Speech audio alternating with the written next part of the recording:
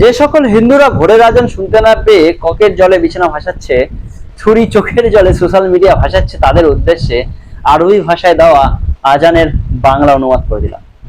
আল্লাহু আকবার। আল্লাহ সর্বশ্রেষ্ঠ। আশহাদু আল্লা ইলাহা ইল্লাল্লাহ। আমি সাক্ষ্য দিচ্ছি যে আল্লাহ ছাড়া কোনো উপাস্য নেই। আশহাদু আল্লাহ মুহাম্মাদার রাসূলুল্লাহ।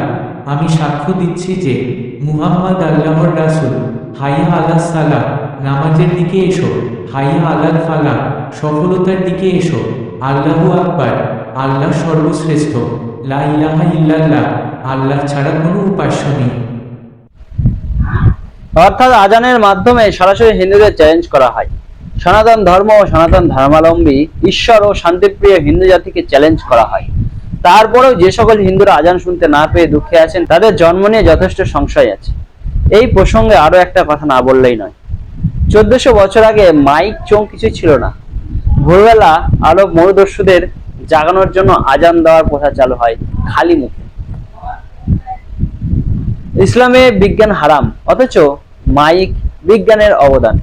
শুধু তাই নয়, একজন ইহুদি এই মাইক আবিষ্কার করেন, আর একজন মুমিন কখনোই ইহুদির তৈরি কোনো কিছু ব্যবহার করতে পারেন না।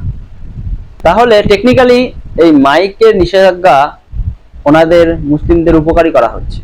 যে সকল মুমিন বিজ্ঞানের উপহার ইহুদির তৈরি সরঞ্জাম মুশরিকের বশ্যতা স্বীকার করেন, তার পক্ষে জান্নাতে প্রবেশ করা সম্ভব নয়।